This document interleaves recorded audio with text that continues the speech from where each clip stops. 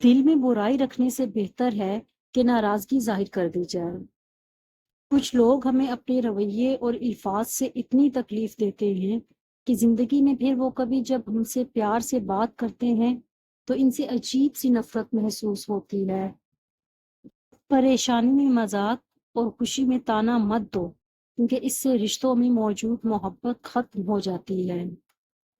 اگر تم کسی کو دھوکہ دینے میں کامیاب ہو جاتے ہو تو یہ مت سمجھنا کہ وہ کتنا بے وقوف ہے، بلکہ یہ سوچنا کہ اس کا تم پر کتنا اعتبار تھا۔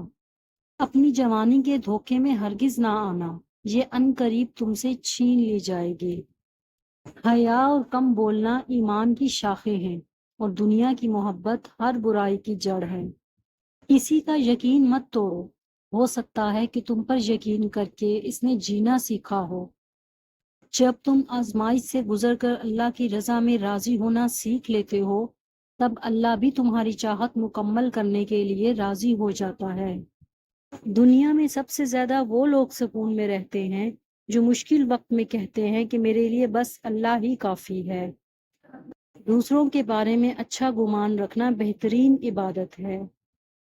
کسی کو تذلیل کر کے آپ اس انسان کو کمتر نہیں بنا سکتے، لیکن یہ عمل آپ کے ظرف کو کمتر بنا سکتا ہے۔ اپنی سوچوں کو پانی کے قطروں سے زیادہ شفاف رکھو، کیونکہ جس طرح قطروں سے دریا بنتا ہے، اسی طرح سوچوں سے ایمان بنتا ہے۔ کسی کا دل اتنا مت دکھاؤ کہ وہ اللہ کے سامنے تمہارا نام لے کر رو پڑے، کیونکہ ٹوٹے ہوئے دل سے نکلی آہ عرش تک جاتی ہے۔ اللہ تمہارے دل سے کسی بات کا خیال تب تک نہیں نکالتا جب تک تمہارے نصیب میں اس کے ملنے کی گنجائش رہتی ہے۔ اگر تمہیں معلوم ہو جائے کہ تمہاری ہر تکلیف کے بدلے تمہارے لیے کتنی آسانیاں لکھ دی جاتی ہیں تو تم کبھی بھی اپنے حال پر نہ روگے۔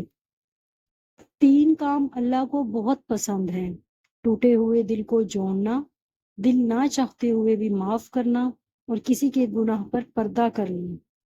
تم اچھا کرو اور زمانہ تم کو برا سمجھے، یہ تمہارے حق میں بہتر ہے، بجائے اس کے کہ تم برا کرو اور زمانہ تم کو اچھا سمجھے۔ یقین ایسا ہو کہ سامنے سمندر ہو اور تم کہو کہ نہیں، میرا رب رستے بنائے گا۔ خود کو سب سے بہتر سمجھ لینا ایک ایسی بیماری ہے جو انسان کو کسی قابل نہیں چھوڑتی۔ کچھ لوگ ہمیں اپنے رویے اور الفاظ سے اتنی تکلیف دیتے ہیں کہ زندگی میں پھر وہ کبھی ہم سے پیار سے بات کرتے ہیں تو ان سے عجیب سی نفرت محسوس ہوتی ہے۔ بات محبت کی نہیں ہوتی، اکثر بنا محبت کے آپ کسی کے اتنے عادی ہو جاتے ہیں کہ وہ عادت محبت سے زیادہ جان لیوا ہو جاتی ہے۔ ہر تباہی کے لیے کسی کی بددعا ضروری نہیں ہوتی، کسی کا صبر بھی آپ کو تباہ و برباد کر سکتا ہے۔